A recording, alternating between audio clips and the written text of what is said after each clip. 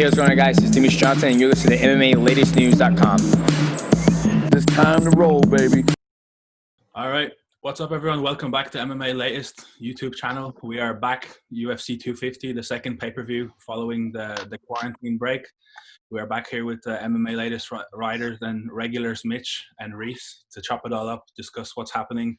The big bantamweight title fight between Amanda Nunes and Felicia Spencer as the headliner, and a very, very big week for the bantamweight division with a heavy bantamweight main card.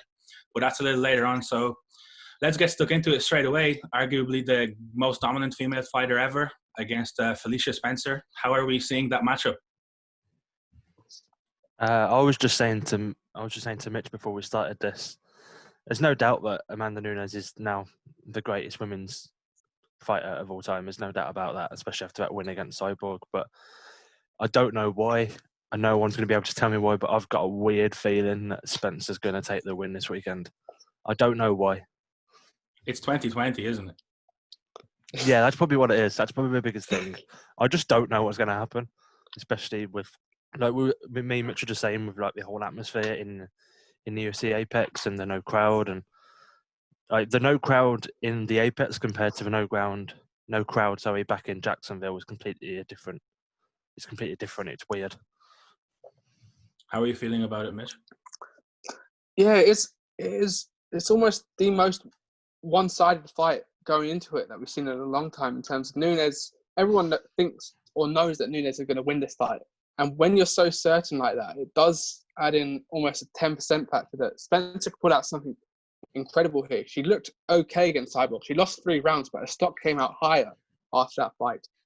You know, she beat Megan Anderson, who was also, touted for the title shot against Nunes. Rightfully, it went to Felicia Spencer, and she's looked good in the UFC. She's not looked bad. Formerly Victor Featherweight champion, of course. And she's come to this bout, it is David versus Goliath, this matchup. And it really does, it does deserve a main event slot at the end of the day.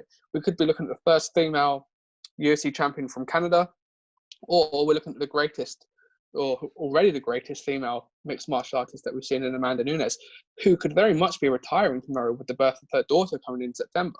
This could be the last time that we see Nunes for a little while, if at all.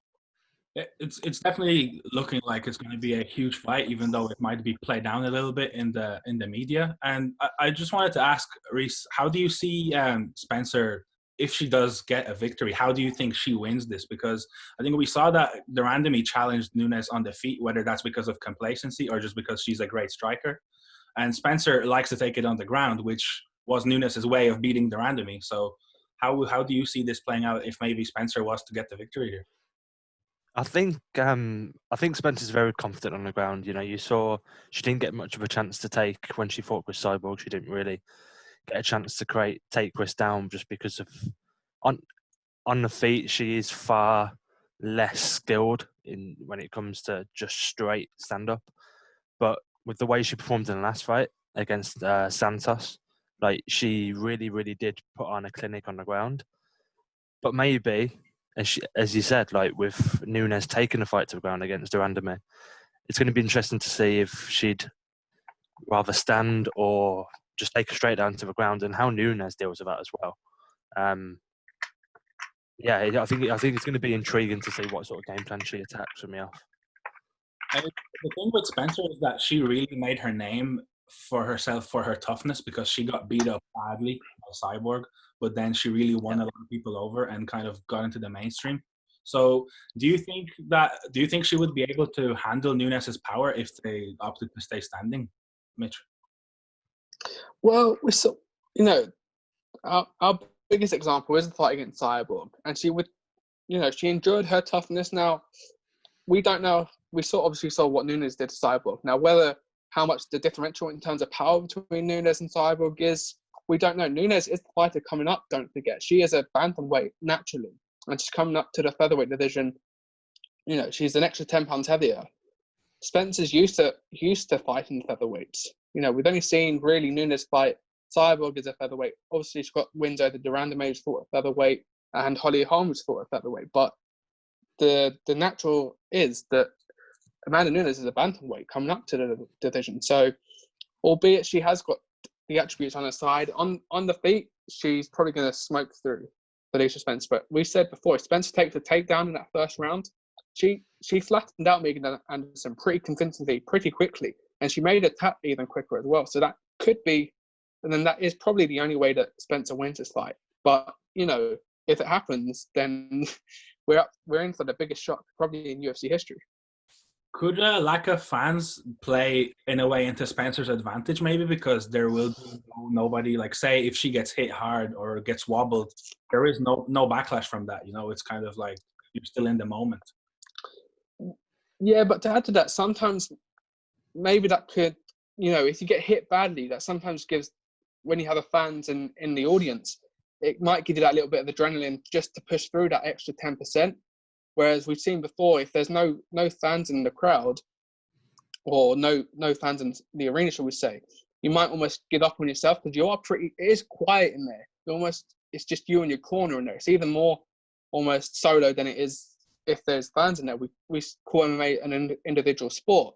It could be quite daunting in there when you get rocked. Especially you've seen it in the gym. It's probably more of the gym atmosphere in terms of the sparring aspect. You're in there by yourself pretty much. It's just you and your team around you. So I don't think so, especially where Spencer's come up. She's not just been thrown into the limelight. Her time in Invicta, she's come up through the hard way. And I've just seen she hasn't actually lost outside of the United States. She's 8-1, I believe. Her only loss is in Canada. So maybe if this fight had been in Canada or Brazil, where there's more of either a home advantage or you've got the advantage of the Canadian fans on your side giving you more pressure, I think that would have been a more testing bout for her. But this could play into her hands pretty well. You also mentioned the thing about Nunes and possible retirement, and she has a baby on the way and stuff like that. Does that kind of a thing, Reese, do you think plays into the mind of a professional athlete at this point coming into a fight like that? I think it definitely will. I think you'd almost not be human if it didn't play a part. But I've been watching the embedded episode this week, but a couple of it have been out, and seeing the dynamic between Amanda and Nina Ansaroff. I think the whole reason why this fight is taking place when it is now is because of the fact that Amanda doesn't have to cut weight, doesn't have to cut those extra 10 pounds. And I think she was saying that this time she's happy because of her weight cut as well. And she's not focusing so much on that. So she can also focus with Nina as well. But as Mitch said, I do think if Amanda wins this weekend, in terms of the bantamweight division and the featherweight division, I don't really think there's a clear contender in either. Maybe Megan Anderson if she maybe gets one more win. But yeah, I think we definitely could see her retire potentially, but she's already cemented a legacy. I think it's go ahead. Sorry, just to add to that, if we do look at her resume, she's beat Random twice, Holly Holm, Cyborg, Ronda Rousey, Miesha Tate. She's beaten everyone that's put in front of her, and she's beaten them quite convincingly as well. Whether it's a knockout, most of them are knockouts in the first round. Let's not forget, but there's not. If we look at the future for Amanda Nunes, there's probably Aspen Ladd, maybe. There's no one, concrete in that bantamweight division, and there's not even a featherweight ranking system. So yeah, Megan Anderson probably does get the next title shot, but I think Felicia Spencer gives Nunes more prominence than Megan Anderson would do. Yeah, that's what I was going to say. In terms of Nunes's CV and the heads that she has on her record, it will be, I think, difficult. It gets more and more difficult to present the new contenders to her because of the names that she has already taken out. I think the one that stands out right now that you could make a case for, which she doesn't have to accept because she's won twice, is Valentina. Yeah, I think that's the fight that I would pick. I think I'd let Valentina have another defence against Calderwood. And if she wins that, then I think you definitely set that fight up towards the back end of the year or maybe early next year, because Nunes obviously won the first fight. I had Valentina taking the second fight, but it went to Amanda. But that third fight at bantamweight, both world champions, I think that's definitely the fight to make if we all had a free reign of fights to go for. Well, of course, we have to get through Saturday first, so let's get to the predictions. Mitch, who you got in the main? You know what? As much as I want to see the underdog come through this, I have to back Nunes in this one. I think she is too strong. She is a little bit too powerful, and I think she does get it done. I don't think it'll be a one-way fight in terms of a walkover, but I think she'll get it pretty done in the third round. I think Spencer will probably maybe gas out. I don't think she's been 5 rounds before. Most of the fights have been 3 rounds. She's finished most of them in the first round as well. So Nunes has the experience. She has the resume to back it up. And I think, unfortunately for Spencer, she becomes another name to the Lioness's resume. Reese? I do, as I said earlier, I've got a funny feeling Spencer's going to win. I think there was a lot of things in the Duandami fight. Obviously, we saw Amanda struggle at times with a stand-up, but obviously we need to remember that Duandami has got the resume that she's got when it comes to the background that she has. So it's not necessarily a surprise to see that, but there was definitely signs in Amanda's game against Duandami that you could definitely exploit. I do think, in my head, I think Amanda's going to win because it's sensible to say that, but I think we're going to see a shock. I think Spencer's going to put it out. I think the size, as we said, if she gets it to the ground, then maybe we could see the real difference on the ground. Maybe, I don't know. Yeah, I think it's. I think she's got. Sorry, I think she's got to get it done in the first round for Spencer. I think it's if she gets it done, her best option is to get it done in the first round for me. Yeah. I think at this point it's really difficult to look past Nunes because of who she is and how, in the manner she wins fights. But Spencer's toughness and being probably bigger, definitely on the night, and how well they match up on the ground makes for an interesting fight, definitely. With that, let's move on to our little mini bantamweight tournament that's taking place on the main card. I feel like personally this might be an audition in a way for whoever comes out the best. Maybe with the exception of O'Malley because he's not ranked yet. But the other 2 fights might be a bit of an audition for who gets the next shot at the title after the Jan and Aldo fight takes place. So let's jump right into the co-main event between Cody Garbrandt, who's coming back after a year layoff, against Raphael Assuncao. And it's definitely not an easy fight to get right back into, coming off 3 losses in a row. How do you see that matchup playing out, Mitch? It is an interesting one. Obviously, Cody Garbrandt, former bantamweight champion, but since he lost the belt, he's been on a bad slide, really, and he's not looked bad in any of these fights. He's just made the wrong decisions at the wrong time, going forward when he should probably withheld it at 10-20%, looking for that knockout. Against Nunes, he was probably winning that fight. I think it was in the 3rd round that he got knocked out. And, he's changed teams from Team Alpha. I believe he's gone over to New Jersey. So it's interesting to see what Cody Garbrandt turns up. But again, if he wins to Morona, he puts himself right back into a title contention spot. He is a former champion, and bantamweight. You've got TJ Dillashaw coming back. You've got Dominic Cruz in the division still. You could easily put Cody Garbrandt up against Cruz and really boost his confidence with another win, perhaps. Yeah. So Cody said that he hasn't left Team Alpha Male officially, but he is training with Mark Henry recently for this fight. So what are you looking for from Cody in this return after switching up the camps, Reese? Obviously, working with Mark Henry, he's definitely working on that striking, and I think, although at the same time his striking was his clear standout part of his game, in the last 3 fights, emotions have got the best of him. He does have that tendency, as every fighter does, to stand and brawl, and unfortunately, coming up twice against CJ, and then obviously the fight against Pedro, you can't do that against those sorts of guys. Whereas Raphael isn't the sort of emotive fighter. He's not going to get under your skin, and he's not going to, force you to fight based off pure emotion. So I think that, for me personally, when I first saw Cody fight, and obviously the highlight being against Dominic Cruz, that was one of the best title performances I've ever saw in my life. He put on an absolute clinic, and if we can get that Cody back, then as we said, the bantamweight division at the minute, with obviously the vacant belt, is absolutely booming, and I think a Cody win can definitely put him back up in there in the top 5. Yeah, sorry, just to add to that, there's similarities between him and Justin Gaethje, really, if you think about it. Gaethje was a fighter that works on emotions and was very much, once he connected with a heavy shot, he would rush in, and that would be where his downfall started. And you could say the same with Cody Garbrandt. So whether maybe his striking has been worked on, but maybe more a relaxation in the case for him, where he's not pressuring all the time, where maybe a Trevor Whitman would almost be helpful to him as well.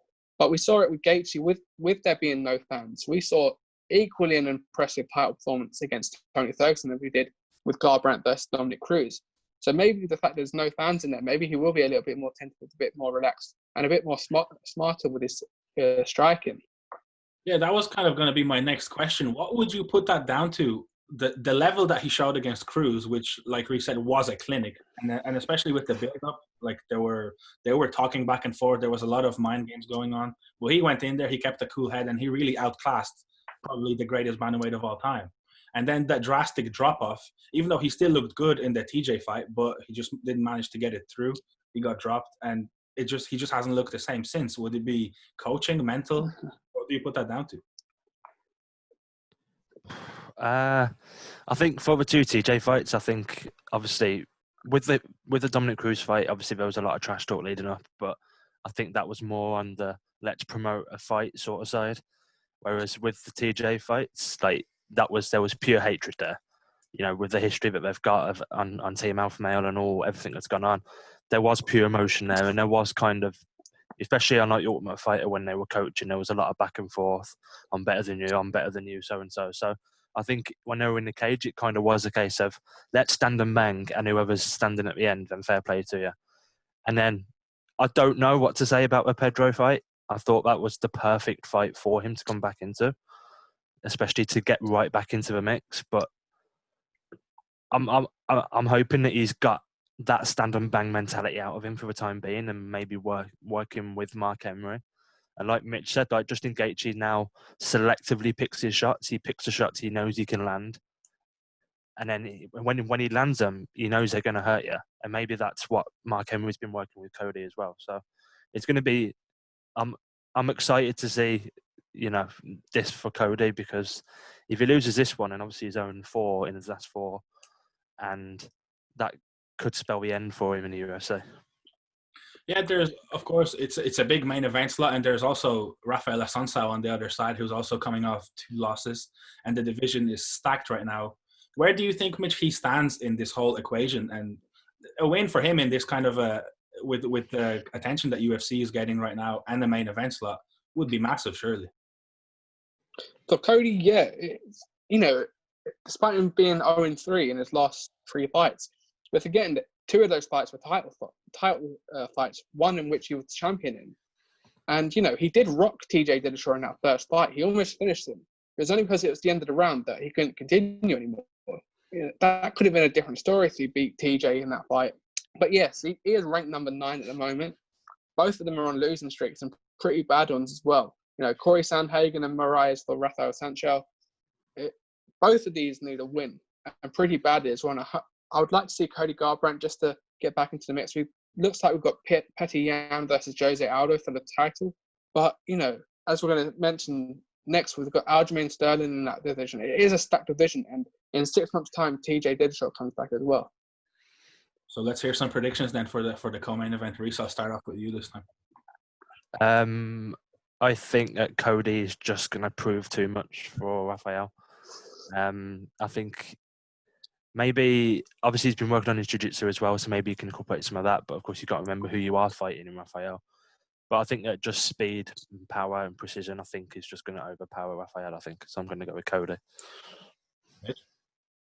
Yeah, I agree. I think Cody needs this win. You know, we said he's on a 3-fight losing streak. If he loses this, he could very much question his position in the UFC.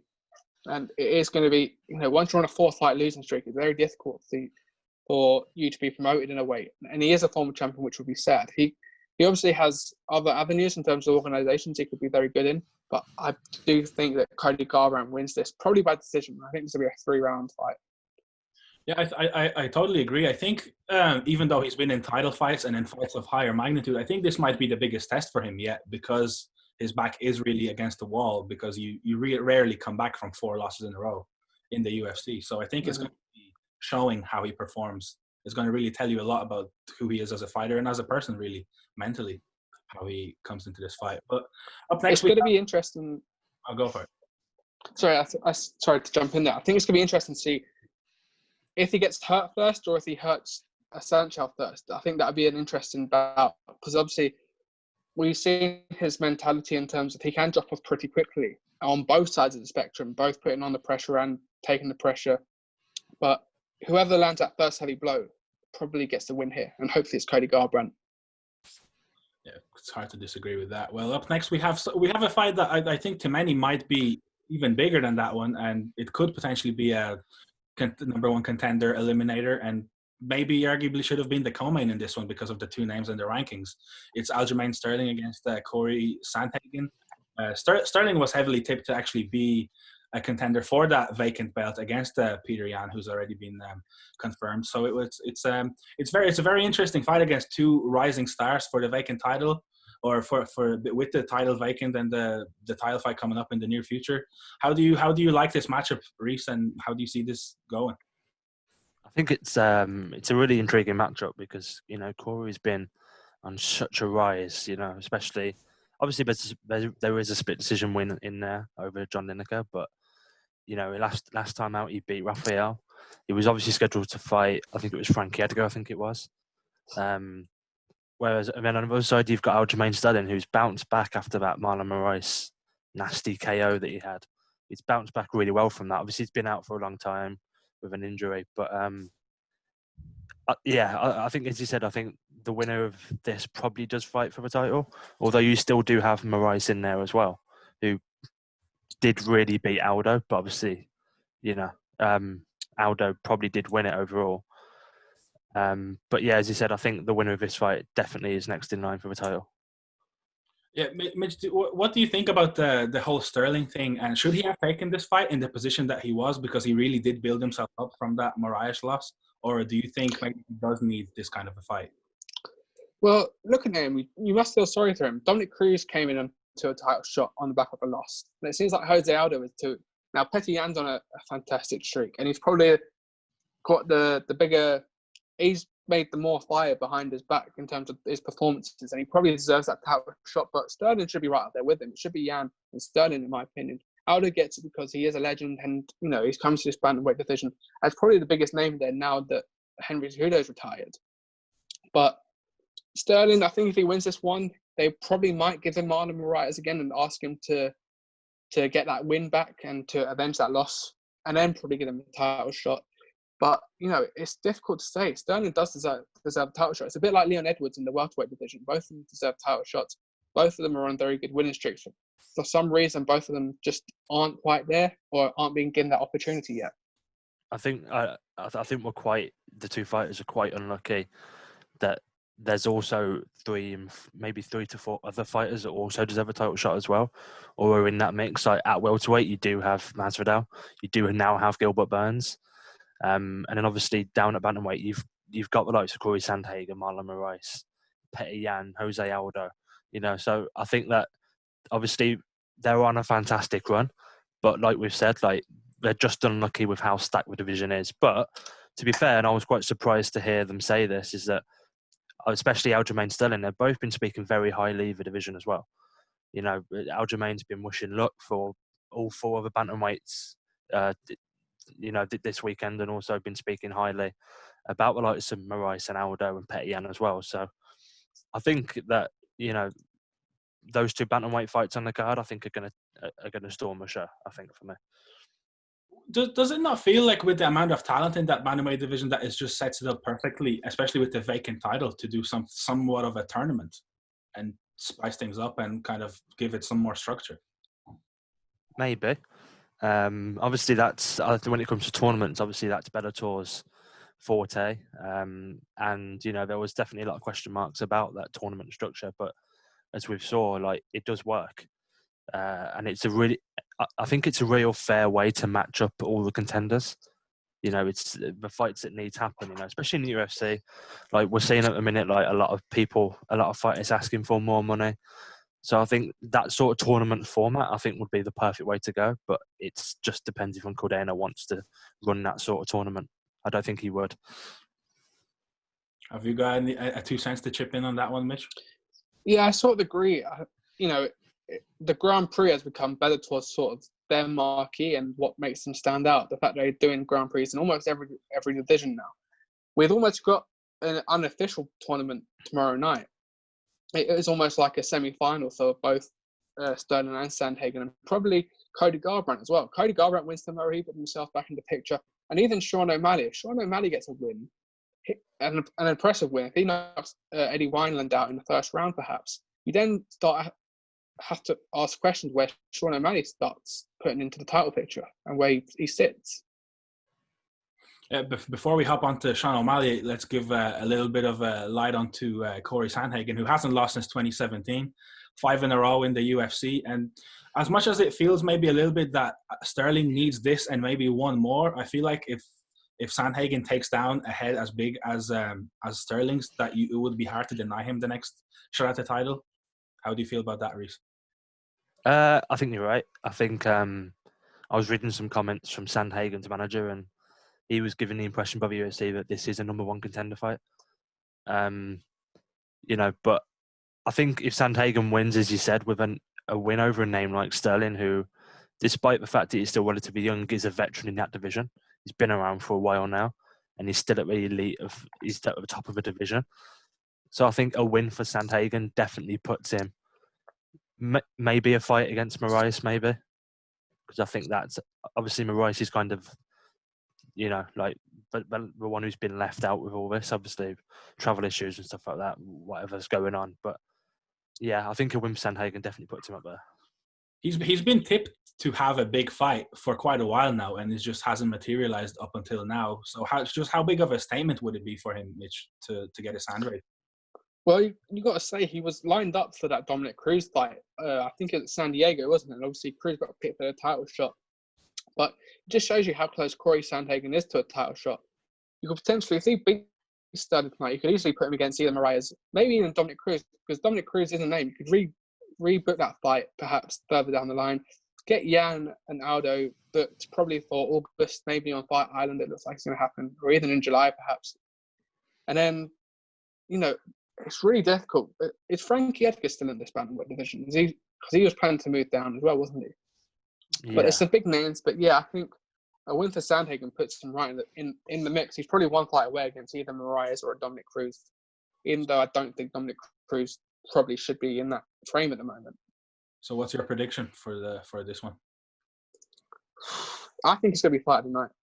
I think this one's going to be back and forth. I think this one, both of them have a lot on the line. Both are coming into this bout with fantastic winning streaks. Now, I'm probably going to go to edge with Sterling here. I think he's going to get it under decision. I can see it going the full distance, but he deserves a bit of luck.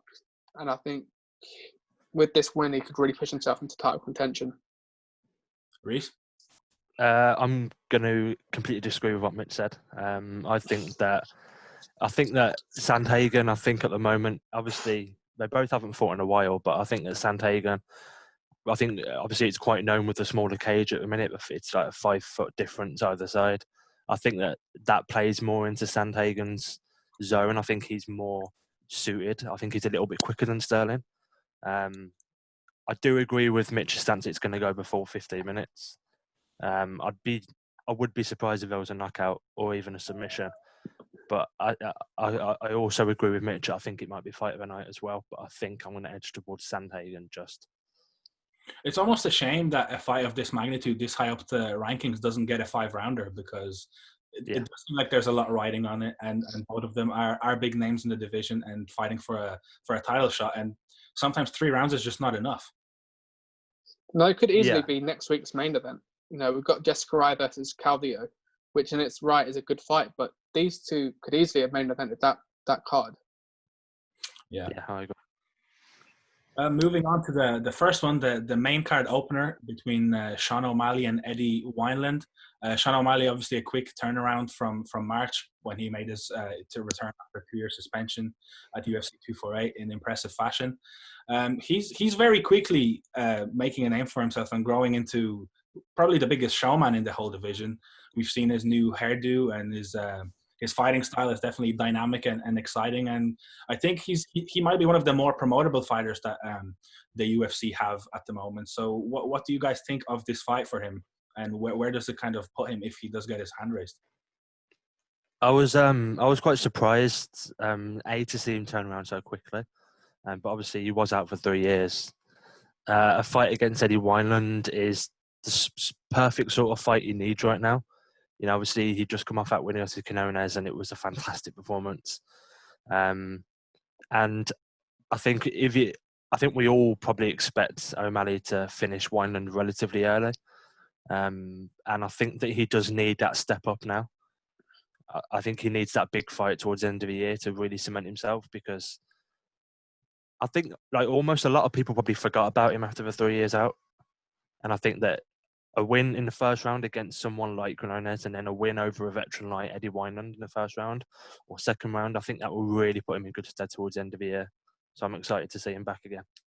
Obviously, his performance it stole the headlines in his return fight, and he was called out by the likes of Brian Kelleher, who's also on the card, by the way, on the prelims. But do you think, Mitch, that kind of not throwing him against a killer like Kelleher yet, and maybe slowing it down and letting him progress gradually, because he is only 25, is the right move? He is only 25, and he did have a long layoff as well. He didn't, he's between 2017 and his return, he only had one fight in 2018. So he is still very young at 25. And we've seen fighters like Darren Till who have been pushed too quickly into the title picture. So maybe they are refraining him a little bit. It is hard to promote a fighter that has had a suspension, albeit for the reasons may not be the right reasons. He has been a suspended fighter, and it is difficult to promote that. But definitely, if he puts in a good performance, he's putting quite a highlight package together for himself. And once you do that, you really do start putting yourself into a title shot and to title contention. I do feel a little bit sorry for him, especially with how the ESPN deal works. It's almost like this fight should have been on the ESPN prelim sort of main headline, just because it does get a little bit more eyes towards it in terms of those. It's the last fight that people have before they choose whether or not to buy the pay-per-view. So without Chase Hooper on that card, or with Chase Hooper being on that card, if he wasn't on that card rather, I feel like Sean O'Malley probably would have been the headline for the prelims. Do you think, or that's a question for both of you actually, that does he have the championship pedigree? Do you see him as a future champion at 135? I think so. I think if you ignore the stuff that's happened outside the cage for him, with, as we said, his suspensions, I think you've definitely got a marketable fighter there. You've got someone who Dana loves. He talks. And we haven't obviously saw it as much, but he does. But against the right sort of opponent, you might see that come out more. And I think that, like we saw against Nunes, he can go in and he can do it as well. So I definitely see him as a champion. But once again, like with the division as stacked as it is at the moment, like can you look at Sean O'Malley and can you definitively say he's better than a Cory Sandhagen or an Aljamain Sterling? At the moment, I don't think you can. But as you said, he's only 25 years old, so there's definitely room to grow. Mitch? Yeah, I agree. I think he could be right up there within the next year or two. I think the fact that he's only 25 and he's this good, is he's still 11-0.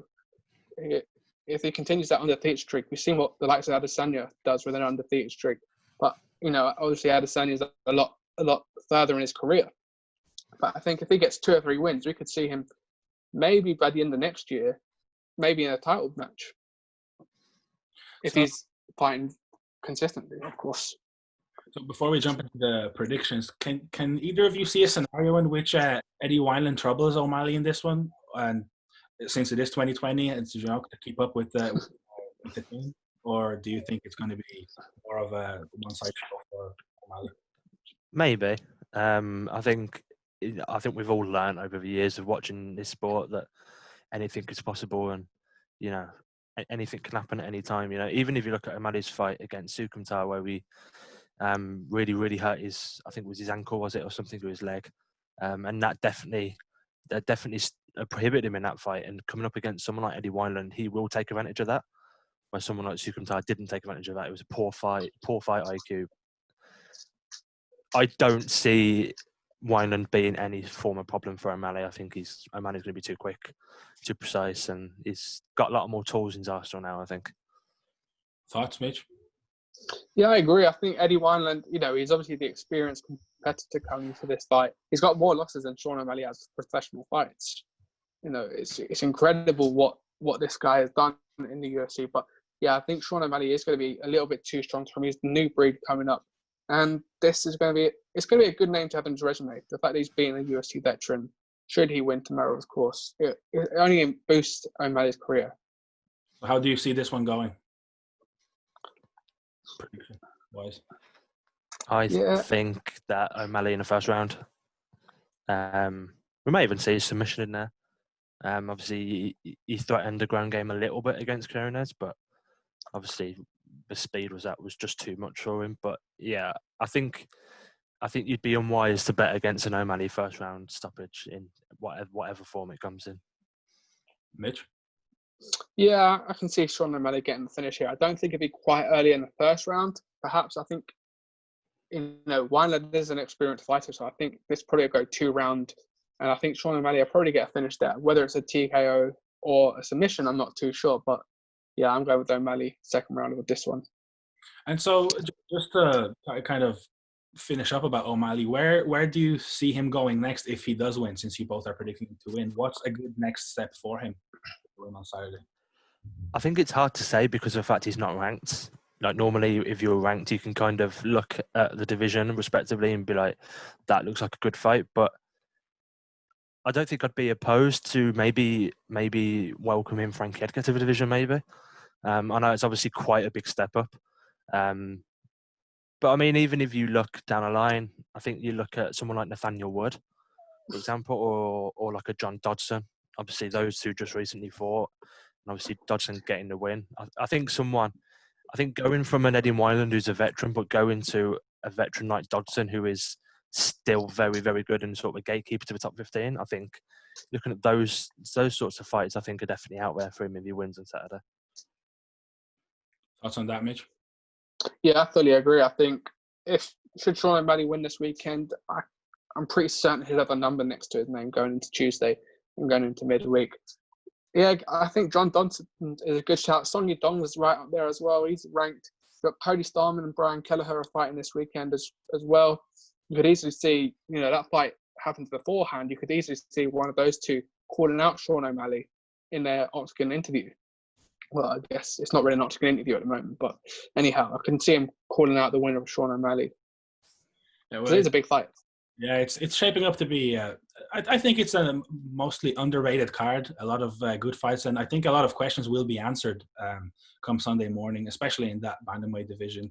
But before we wrap up, I think to finish up, it would be nice because the card we did discuss the main card extensively to pick out everyone's fight to watch or the fight that you think maybe will be underlooked somewhere on the card that people you think should watch out for. And I'll start with you, Reese, if whenever you're ready. In terms of I'm just going to give you quickly one person looking forward to fighting. That's Herbert Burns.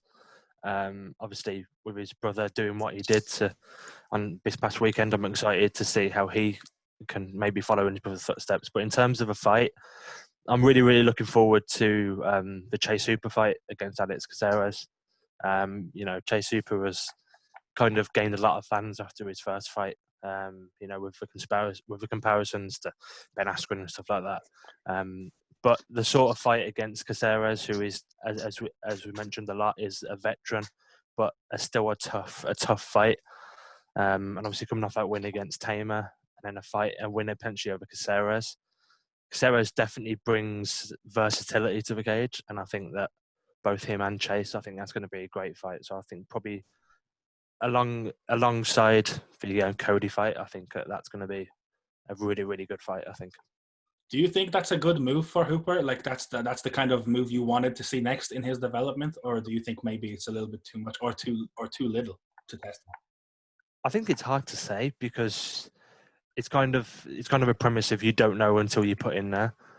You don't know. Obviously the win over Tamer's a relatively big name for your debut anyway. And obviously Caceres has been involved in some decent sized fights. Obviously he fought Artem Lobov not too long ago. And he's kind of always been that guy to welcome a new talent into the division. I don't think Caceres is too far away from the top 15, so I think a win for Chase definitely puts him towards the top 15. And then, but as I said, I think it's going to be one of them. And until he's in there and fighting, I think it's going to be hard to say. Yeah, Hooper certainly another one there for Dana, just like O'Malley, but even younger, which is crazy. That is like one of the most promotable, and it's a completely different kind of character because he's not one of the loudmouths on the mic. He will talk to you about going to celebrate with M&Ms instead of red panty nights and whatnot. So it's definitely an interesting one, and looking forward to seeing him fight. And what about you, Mitch? What's your fight that you are looking at? Yeah, again, Chase Hooper does.